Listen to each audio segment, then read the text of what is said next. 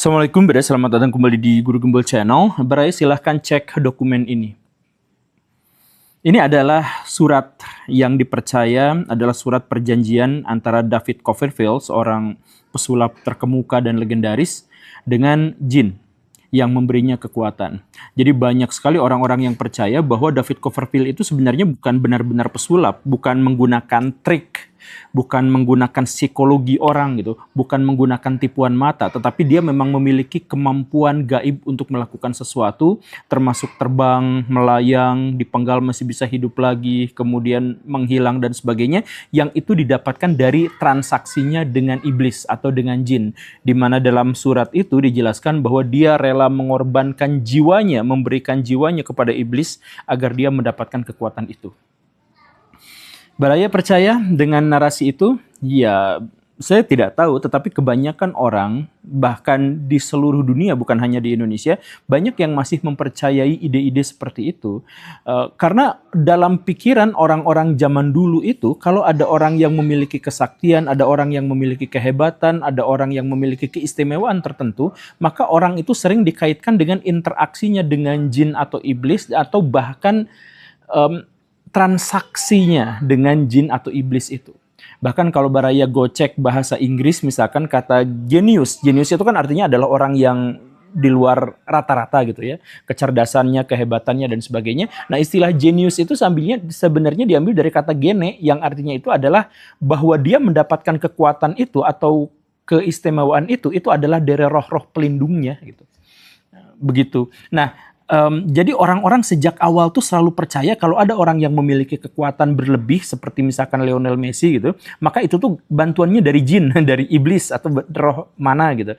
Hal-hal yang semacam itu. Dan karena itulah maka sebenarnya kita tidak bisa menyederhanakan bahwa pesugihan itu kan adalah sesuatu yang irasional, itu adalah bagian dari tradisi masa lalu sehingga kita tidak usah. Enggak, ini adalah bagian dari sejarah panjang kebudayaan masyarakat kita di Indonesia dan di seluruh dunia. Makanya pada akhirnya kepercayaan-kepercayaan yang kemudian kita sebut sebagai mistisme atau okultisme itu sekarang tuh memiliki tempat khusus bahkan di dunia modern. Jadi coba sekarang misalkan Baraya ya, Baraya adalah seorang profesor, doktor, PhD dan sebagainya gitu ya. Ketemu sama dukun. Baraya itu disebut bodoh. Karena apa? Mereka tuh dukun-dukun atau ahli-ahli spiritual itu akan mengatakan Anda tuh cerdas, tapi kecerdasan Anda tuh hanya pada logika saja. Kecerdasan Anda tuh hanya ada di sisi material duniawi saja. Sedangkan hati, batin, kamu tuh nggak tahu apa-apa. Saya yang tahu, kamu tuh gak tahu apa-apa. Kamu tuh hanya ngerti soal sesuatu yang terlihat dari panca indera. Sesuatu yang bisa diraba, disentuh, dan dilihat. Tapi bagaimana batin itu, kamu gak bisa merasakannya. Nah, jadi di dunia spiritual, orang-orang yang cerdas sekalipun, itu tuh disebutnya masih bodoh gitu.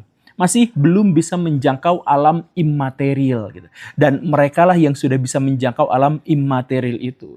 Makanya kalau misal Baraya mengamati kosakata dukun itu sebagai orang pintar, maka yang dimaksud itu adalah bahwa mereka telah melampaui logika berpikir materialis yang terukur, terstruktur, dan tertakar. Itu sudah diabaikan karena kekuatan yang lebih besar itu adalah magis gitu.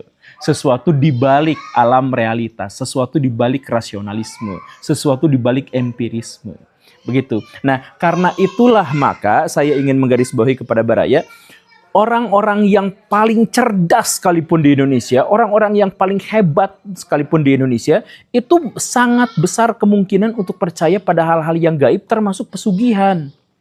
Coba, Baraya mungkin, saya nggak tahu Baraya percaya atau enggak, tapi ini memang real, nyata ya. Baraya tahu Kanjeng Taat Pribadi. Orang yang master of duit ya, bisa bagi-bagi duit banyak dan pengikutnya banyak dan seterusnya. Siapa salah satu pengikut paling setianya? Marwah Daud Ibrahim. Siapa dia? Dia adalah Presidium ICMI dan dia adalah peneliti Bank Dunia, Baraya. Jadi peneliti selevel peneliti Bank Dunia itu dia masih menjadi pengikut Kanjeng Taat Pribadi gitu. Baraya mikir, gila ini orang cerdas apa bodoh gitu. Ya enggak, dia tuh cerdas, Baraya, dia tuh pintar. Atau misalkan Baraya cek SBY gitu. SBY itu sering dilaporkan bahwa beliau itu memiliki seperangkat besar dukun. Ini yang melaporkannya itu adalah Daud Tony, seorang pendeta. Saya nggak tahu dia pendeta Kristen atau bukan, tapi dia juga adalah seorang dukun. Dia mengatakan bahwa di sekelilingnya SBY itu ada banyak sekali dukun-dukun, di mana dia salah satunya, dan dialah yang menangkal semua serangan-serangan gaib dari mana-mana, termasuk dari Sai Baba dari India. Itu kan dia ditangkalnya itu sama Daud Tony, dan akhirnya Sai Baba yang meninggal dunia itu gara-gara SBY gitu ya. Gara-gara dukun-dukun yang mengelilingi SBY gitu. Nah, begitu ceritanya. Dan Baraya juga bisa menyebut bahwa anggota-anggota DPR kita yang terhormat, menteri-menteri kita yang terhormat itu banyak yang masih memiliki ritual. Ada seorang oknum anggota DPR Indonesia namanya adalah Pak Permadi, yang beliau tuh jelas mengatakan bahwa tidak ada satupun presiden di Indonesia yang tidak mengalami dan tidak memiliki ritual-ritual khusus. Pesugihan, mitos-mitos, dan lain sebagainya tidak ada. Semuanya itu ikutan yang seperti itu. Kan mereka orang cerdas ya, itulah. Maka di Indonesia itu kecerdasan dengan kecerdasan batin itu adalah dua hal yang berbeda dan bisa saja dikompromikan. Nah, bagaimana dengan Pak Jokowi? Nah, Pak Jokowi juga dipercaya menjalankan sejumlah besar ritual-ritual. Bahkan, nah ini, saya ingin kita main lucu-lucuan gitu ya. Tapi ini nyata sih. Baraya inget gak kenapa Indonesia tuh dalam bahasa sindirannya namanya jadi Konoha? Ingat nggak? Karena orang-orang Indonesia itu percaya bahwa Hokage-Hokage yang dijelaskan dalam Konoha itu mirip sekali karakteristik dan kriterianya dengan presiden-presiden di Indonesia. Pak Karno sebagai pendiri, orang ganteng yang sakti luar biasa, dilanjutkan oleh Pak Harto, seorang militer berambut putih yang cenderung kejam gitu, dan seterusnya. Itu tuh mirip dengan deretan Konoha, Hokage di Konoha itu kan. Nah, Hokage ketujuh itu siapa? Hokage ketujuh itu adalah Naruto. Sedangkan presiden ketujuh di Indonesia itu adalah Pak Jokowi. Kita mengetahui itu. Naruto dianggap sebagai anak yang diramalkan akan menyelamatkan Konoha, sedangkan Pak Jokowi di awal-awal masa pemerintahannya disebut sebagai Satrio Piningit, orang yang akan menyelamatkan Indonesia dari kehancuran. Nah, begitu kan? Ada cerita yang seperti itu. Dan luar biasanya apa? Naruto itu kan pesugihan ke Gunung Myoboku, dan di situ tuh ada katak besar. Nah, Pak Jokowi itu juga pesugihan pada katak. Tentu saja Pak Jokowi akan menyangkalnya gitu ya. Cuman kok Pak Jokowi itu hewan peliharaannya unik gitu. Kalau yang lain mah hewan peliharaannya itu adalah kucing, anjing. Ini kodok. Dan kodoknya tuh bukan kodok hias, kodok liar aja yang ditangkap gitu, ditangkepin ada beberapa gitu, disimpan di rumahnya di Solo. Dia melihara kodok, kemudian kodoknya dibawa ke Istana Negara. Bayangkan ke Istana Negara bawa kodok. Ada orang-orang yang sangat membencinya, misalkan Roy Suryo, yang menyebutkan bahwa itu tuh adalah bagian dari ritual pesugihan, karena Jokowi itu pesugihannya adalah ke kodok gitu. Dan presiden-presiden yang lain juga pesugihan, tapi entah kemana, tapi kalau Jokowi itu ke kodok gitu. Katanya seperti itu. Makanya kemana-mana dibawa-bawa gitu. Saya tidak percaya apakah Baraya percaya pada Roy Suryo atau enggak. Cuman yang dalam pikiran saya, kalau urusannya adalah terhadap Pak Jokowi, Roy Suryo itu kan punya bias gitu ya. Sama seperti kayak Pak Rocky Gerung. Yang jelas adalah bahwa tahun 2019 ketika Pak Jokowi sedang dilantik, entah bagaimana ceritanya, tiba-tiba ada dukun di dalam parlemen, di dalam gedungnya itu, yang kemudian bikin ritual-ritual katanya untuk melindungi Pak Jokowi. Ya, tapi bagaimanapun kepercayaan Baraya terhadap Pak Jokowi dan khususnya Pak Roy Suryo, saya ingin menegaskan dan menjelaskan bahwa mistisme itu tidak akan bisa lepas di Indonesia dalam waktu dekat. Bahkan ketika diserang, dibombardir oleh agama-agama yang lebih formal, mistisme di Indonesia itu akan tetap bertahan. Karena apa? Karena kita memang memiliki sejarah yang sangat-sangat panjang dan mengakar dalam urusan kebatinan itu. Dan Baraya bisa cek di Indonesia, rumah mana yang paling banyak dikunjungi orang menjelang pemilu? Itu adalah rumah para dukun. Dan rumah mana di Indonesia yang paling banyak dikunjungi setelah pemilu? Rumah sakit jiwa. itu sudah jadi langganan setiap tahunnya, setiap 5 tahunnya Baraya. Nah, terus gimana dong kalau mistisme di Indonesia itu berkembangnya ternyata sudah begitu lama dan sudah mengakar, apa yang harus kita lakukan? Ya, gini Baraya, saya meminta Baraya untuk jangan dulu menganggap bahwa pesugihan itu jelek. Saya minta Baraya jangan dulu seperti itu. Karena pesugihan itu bahkan mirip sekali dengan ritual keagamaan-keagamaan yang kita anut selama ini. Saya jelaskan begini, dalam 7 fase gitu ya. Saya jelaskan 7 fase perkembangan pesugihan dan agama di seluruh dunia. Manusia diduga memiliki agama itu sekitar 430.000 tahun yang lalu. Dan ini kesimpulannya didapatkan dari sebuah temuan situs di Spanyol namanya adalah Sima de los Huesos yang menunjukkan ada sejumlah kuburan manusia praaksara yang ditumpuk dalam satu tempat dan menunjukkan adanya bukti-bukti bahwa mereka tuh melakukan ritual pemakaman. Nah, ritual pemakaman ini menunjukkan dengan tegas bahwa agama sudah ada pada waktu itu, karena kalau ada ritual pasti ada agama gitu. Makanya kapan manusia mulai mengenal agama? Dalam konteks kesejarahan usianya adalah 430.000 tahun yang lalu gitu. Dan agamanya agama apa tidak diketahui disebut agama apa, cuman diyakini bahwa kepercayaan yang dimaksud itu adalah kepercayaan pada roh.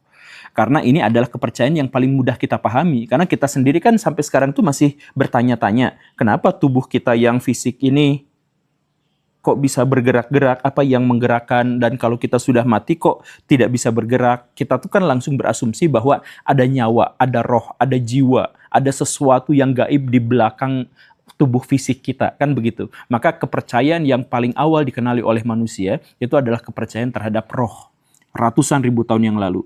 Tetapi agama roh itu berkembang seiring perkembangan zaman. Kemudian orang juga mulai percaya pada fase kedua. Fase kedua itu adalah percaya bahwa roh-roh itu tuh bisa bermanifestasi dalam batu, di sungai, di hutan. Jadi kalau kita menemukan batu besar, percayalah bahwa di situ tuh ada roh. Karena kan tubuh kita ada rohnya. Setelah tubuh kita mati, berarti roh kita tuh pergi. Perginya kemana? Ada yang kakalayangan, ada yang tinggal di satu manifestasi tertentu gitu ya, dalam bentuk batu dan sebagainya. Maka orang kemudian mulai berpikir bahwa di batu, di pohon, di bumi, di langit, di cuaca dan sebagainya itu ada roh. Itu adalah fase yang kedua.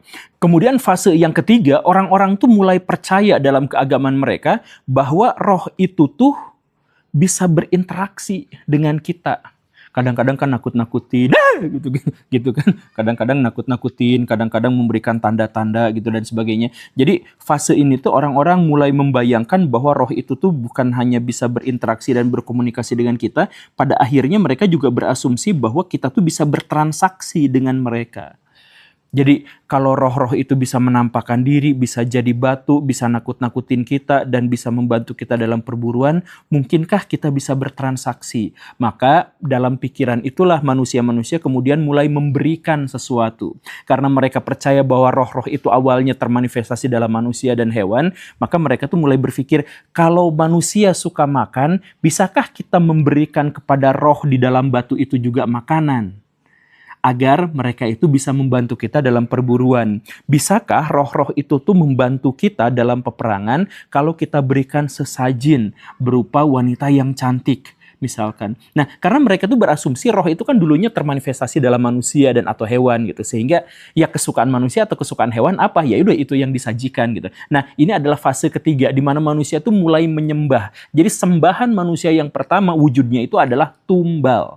Jadi sembahan manusia yang pertama itu wujudnya itu apa? Pesugihan.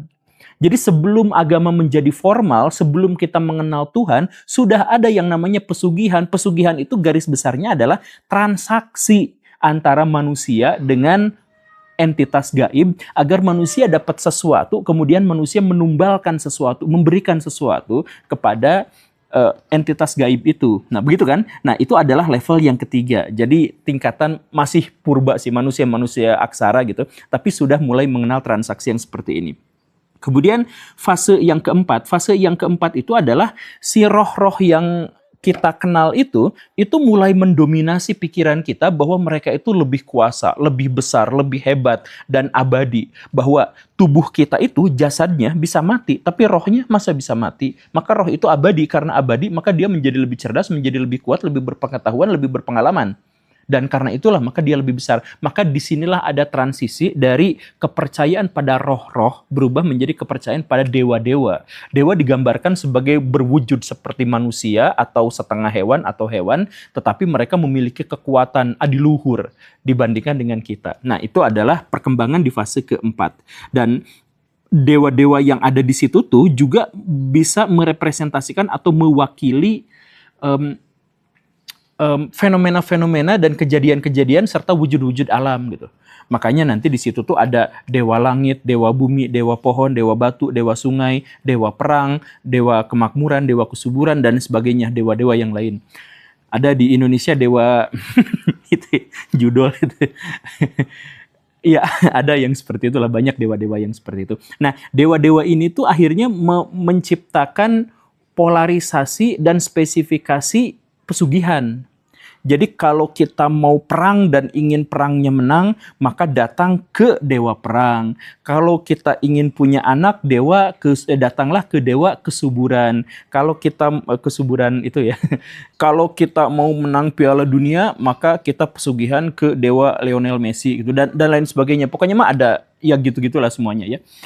Nah, itu adalah fase keempat. Kemudian fase kelima, kita tuh manusia itu mulai menggambarkan kalau manusia itu menciptakan hierarki. Ini kan fase kelima ini adalah ketika manusia itu sudah bisa bercocok tanam gitu dan akhirnya mereka membangun struktur keorganisasian gitu kan. Nah, karena itu mereka juga berpikir bahwa kalau manusia itu bikin hierarki, maka dewa-dewa juga pasti ada hierarkinya. Maka di antara dewa hujan, dewa langit, dewa bumi, dewa kesuburan, dewa perang, siapa yang paling kuatnya? Nah, diciptakanlah dewa raja. Jadi ada hierarki, kemudian ada dewa rajanya. Jadi kita bisa memuja dewa manapun, tapi ada dewa raja yang paling puncaknya. Nah, ini fase ini tuh di India tuh masih sampai sekarang tuh masih berlaku gitu. Jadi ada dewa rajanya, ada dewa-dewa yang lainnya, dan kita bisa memuja dewa manapun sesuai dengan kebutuhan kita. Nanti ada transaksinya, ada tumbalnya khusus, ada bagaimana ritualnya, dan lain sebagainya. Itu ada yang seperti itu gitu ya. Itu ada di fase kelima. Nah, kemudian fase keenam itu adalah konsep raja dewa yang sudah terbentuk itu pada akhirnya akan mengeliminasi dewa-dewa yang lain dan kemudian dewa-dewa yang lain itu dijadikan hanya sekedar asisten saja. Jadi malaikat lah, jadi apa gitu dan raja dewanya itu kemudian bertransformasi menjadi yang kita sebut sebagai Tuhan. Jadi konsep ketuhanan gitu. Dan saya mohon maaf ya, ini bisa terlihat dari tradisi Katolik. Tradisi Katolik itu kan menggambarkan bahwa Tuhan Bapa itu pria tua berambut putih gitu. Nah, itu kan sebenarnya adalah perwujudan dari dewa Zeus atau Jupiter. Bisa kita lihat itu. Jadi dewa Jupiter bertransformasi menjadi Tuhan Bapa gitu. Tuhan Ayah, saya pernah bikin videonya di yang lampau itu di sini tentang Tuhan langit. Nah, jadi dewa-dewa itu pada akhirnya berubah menjadi Tuhan yang begitu. Dan itu adalah transformasi atau fase keenam. Adapun transformasi ketujuhnya atau fase ketujuhnya itu adalah bahwa bukan hanya dewa berubah menjadi Tuhan, tetapi Tuhan itu menjadi eksklusif, menjadi satu-satunya yang disembah. Yang lain-lain itu diabaikan. Jadi berubah di fase ketujuh itu adalah Tuhan eksklusif. Begitu. Nah, jadi orang-orang di Timur Tengah itu sudah sampai di level yang 7 itu. Orang-orang yang di India itu ada mempertahankan di yang level 4 atau di level yang 4 atau 5 gitu dan seterusnya. Nah, bagaimana dengan di Indonesia? Nah, di Indonesia ini yang membingungkannya Baraya. Tapi di sini fase-fase itu saya jelaskan bahwa Baraya itu jangan dulu ngolok-ngolok pesugihan dan sebagainya. Karena prakteknya itu sama dengan agama-agama yang lain. Bahwa kita bertransaksi dengan Tuhan untuk mewujudkan keinginan kita dengan memberikan sesuatu gitu. Nah, bedanya adalah kalau Tuhannya sudah eksklusif menjadi Tuhan yang Maha Esa, biasanya Tuhan itu tidak meminta kita untuk menumbalkan atau mengorbankan sesuatu, tetapi memberikan perintah kepada kita agar kita berbuat baik. Jadi Tuhan akan memberikan kebaikan kepada kamu kalau kamunya jadi orang baik. Nah gitu, jadi transaksinya menjadi sangat moralis, menjadi sangat etis. Begitu. Nah, yang terjadi di Indonesia itu cukup membingungkan. Karena apa? Gini nih Baraya, fase-fase yang tadi saya sebutkan itu adalah fase khusus di satu kawasan tertentu, di Timur Tengah lah katakanlah. Atau misalkan di India, atau misalkan di mana-mana gitu di Eropa. Tapi kalau di Indonesia, masalahnya adalah pertama, Indonesia itu sangat subur. Dimanapun manusia tinggal, manusia bisa membangun koloni tanpa harus memperebutkan wilayah dengan koloni manusia yang lain. Dan karena itu, satu koloni sudah bisa menghidupi diri sendiri, koloni bisa menghidupi diri sendiri tanpa berperang, yang lain juga komunitasnya bisa menghidupi diri sendiri dan sebagainya. Akhirnya di Indonesia tuh banyak sekali budaya yang melahirkan bahasa sendiri, budaya sendiri, kepercayaan dan agama tersendiri. Itu banyak banget di Indonesia tuh, gak terhitung. Kemudian Indonesia juga terletak di wilayah yang sangat strategis secara geografis. Wilayah Indonesia itu adalah wilayah paling banyak dilalui oleh manusia sepanjang sejarah. Karena itu, orang Cina, orang India, orang Arab, orang Afrika itu lewatnya ke Indonesia. Dan akhirnya apa? Mereka membawa kepercayaan masing-masing itu ke sini. Nah, karena itulah maka agama dan kepercayaan di Indonesia itu sejak awal sudah bercampur aduk. Karena masyarakat kita kebingungan, mana nih yang harus kita percaya? Dewa ini atau dewa ini? Jadi akhirnya apa? Ketika Hindu datang, Hindu bertransformasi menjadi bagian dari tradisi lokal. Buddha datang, Buddha bertransformasi dan kemudian berasimilasi dengan kepercayaan lokal. Islam datang juga bertransformasi dan akhirnya berubah menjadi ke Islam yang sangat berbeda dengan yang ada di Timur Tengah gitu. Begitu seterusnya yang di Indonesia tuh. Dan karena masyarakat kita adalah masyarakat yang sejak awal multikultural dan diberikan penjelasan tentang multi aspek kebenaran dan bahkan multi perspektif kebenaran, maka akhirnya masyarakat Indonesia tuh punya dua kepercayaan. Yang pertama itu adalah kepercayaan yang hanya disimpan di dalam diri, dan yang kedua itu adalah kepercayaan yang ditampilkan kepada masyarakat. Jadi kalau misal Baraya menyebut bahwa dalam sensus Indonesia itu mayoritas penduduknya beragama Islam, itu tuh jangan dulu dipercaya seperti itu. Karena ya, keyakinan yang kita tampakkan kepada masyarakat itu adalah Islam. Tapi keyakinan yang ada dalam diri itu seringkali itu berbeda atau hasil kompromi dengan skin formal kita. Begitu. Makanya di Indonesia tuh masih ada orang yang percaya kepada Allah Subhanahu wa taala, Tuhan yang Maha Esa, tapi dia datang ke kuburan itu tuh banyak banget Baraya. Bahkan banyak di antara orang tua Baraya, bahkan Baraya sendiri yang Baraya tuh percaya kalau misal nyimpen sate bawang dan cabai di atas pintu itu menyebabkan keberuntungan dan anti terhadap bala. Itu masih banyak yang seperti itu. Karena apa? Karena agama di Indonesia itu terpisah jadi dua. Agama yang kita yakini dalam hati dan tidak disebutkan kepada siapapun, dengan agama yang kita tampilkan ke ruang publik sebagai identitas komunal. Makanya Baraya juga jangan hanya menyindir orang-orang yang pesugihan dan sebagainya dan terkaget-kaget bahwa itu ternyata dilakukan oleh presiden, misalkan itu dilakukan oleh ilmuwan dan sebagainya. Gak usah terkaget-kaget dengan itu. Penyebar agama Islam di Indonesia, para habaib misalkan kan suka ngaku penyebar ajaran agama Islam. Mereka itu juga bikin pesugihan. Mereka itu kan bisnis makam, dan mereka itu menyabarkan kepada masyarakat bahwa kalau punya hajat, datanglah ke makam ini, 70 hajat akan dikabulkan dan sebagainya. Itu kan pesugihan Baraya. Apa namanya kalau bukan pesugihan? Kan Baraya melakukan ritual tertentu di sana, baca-bacaan tertentu di sana, kemudian bertransaksi bahwa Baraya harus percaya dan memuja kepada Habib itu, dan Baraya akan diberikan sejumlah keinginan Baraya, hajat Baraya. Begitu kan? Ya itu kan prinsipnya adalah sama seperti pesugihan, sama seperti Gunung Kawi. Kalau Gunung Kawi itu adalah pesugihannya yang lebih lokal, itu yang lebih tua. Kalau yang pesugihan di makam Habib itu ya pesugihan yang berasal dari luar angkasa gitu kan. Dari Yaman gitu. Ya tapi apapun itu kan secara prinsipnya sama seperti itu Baraya. Wah, jadi Pak Guru sekarang membela-bela dan mewajarkan pesugihan? Bukan mewajarkan Baraya. Saya tidak mewajarkan, saya tidak mendukung dan saya tidak setuju dengan pesugihan. Cuman kalau Baraya kaget dengan pesugihan di Gunung Kawi yang kemudian kemarin sama pesulap merah itu dibongkar, kok ada artis kesini, kok ada pejabat? Ya itu keterkejutan Baraya itu yang nggak relevan. Karena sejak awal kita tuh emang udah membiasakan diri dengan multi kepercayaan dalam benak kita. Cuman kita nggak bilang-bilang aja sama orang. Begitu kan?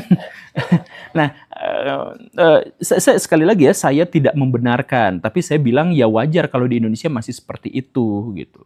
Lah, berarti kalau gitu Guru Gembul apa dong kritiknya terhadap pesugihan? Ya banyak Baraya, saya bilang kan di awal pesugihan itu sebenarnya adalah bagian dari ritual manusia praaksara yang kuno banget gitu, yang sebenarnya juga ya ngapain gitu. Dan itu tuh muncul ketika manusia itu belum bisa mengeksplorasi alam, belum bisa memahami alam, sehingga mereka melakukan sejumlah besar spekulasi mistik yang kemudian diwariskan turun-temurun. Jadi sebenarnya kalau di zaman sekarang itu nggak relevan. Bahkan salah satu hal yang tidak relevan itu terlihat dari praktek yang semacam ini, dari mental yang seperti ini. Ini ada seorang kaya raya banget, seorang pejabat tinggi banget, ngobrol sama saya. Pak, ini emang Bapak karena ritual tertentu, saya kan datang ke rumahnya, memang banyak itu di rumahnya itu jimat-jimat apa segala rupa gitu. Kemudian dia bilang, oh iya, ini ya bagaimanapun kan kita butuh bantuan gaib. Jadi saya bisa sampai seperti ini juga karena bantuan-bantuan gaib kayak gini gitu. Dia bilang tuh seperti itu. Nah, itu maksudnya yang ingin saya kritik itu adalah, jadi maksudnya gini, dia jadi pejabat, dia jadi orang kaya karena dia melakukan usaha mati-matian, karena dia datang kampanye, karena dia datang ke partai politik, karena dia bikin sejumlah koalisi, kalau capek banget. Tapi begitu dia mencapai kejayaan dan kekuasaannya, dia bilang itu disebabkan karena pesugihannya. Kan ngaco gitu. Jadi dia menghabiskan waktu begitu banyaknya, dia waktu dan tenaga begitu banyaknya, mengorbankan segala sesuatu untuk dapat jabatan, tapi setelah dapat jabatan, dia berikan apresiasi itu kepada pesugihan, kepada dukunnya itu. Dan kalau misalkan pesugihannya itu gagal, saya pengen jadi presiden tapi gagal, yang disebut itu apa? Oh, ritual saya kalah, ritual saya gagal gitu. Jadi pesugihannya tetap dianggap sebagai sesuatu yang hebat gitu. Sebab kalau dia berhasil, kalau dia dianggap berhasil itu adalah gara-gara pesugihan, kalau dianggap gagal berarti ritualnya yang salah gitu. Dan itu adalah bagian dari praktek penipuan yang sekarang lumrah terjadi. Jadi pesugihan itu banyak akhirnya dijadikan praktek penipuan. Baraya kalau mau investigasi silahkan yang ke pesugihan-pesugihan itu trik dukunnya, trik kunciannya itu udah dibablasin sama pesulap merah, semuanya udah ketahuan Baraya sebenarnya mah kalau mau gitu ya. Ya ada nggak yang asli? Ya ada, tapi yang asli itu pasti nggak minta duit gitu. Pesugihan yang asli itu bukan berarti bahwa dia benar-benar punya kekuatan, bukan. Pesugihan asli khas Nusantara gitu, yang berbentuk ritual-ritual gitu ya pasti nggak pakai duit gitu. Nah, tapi kenapa pakai duit? Nah, ini orang-orang yang ngaku dukun, yang ngaku orang pintar juga sebenarnya tergocek sih sebenarnya Baraya oleh orang-orang Islam, oleh ulama-ulama besar di zaman dulu. Jadi Baraya tahu nggak?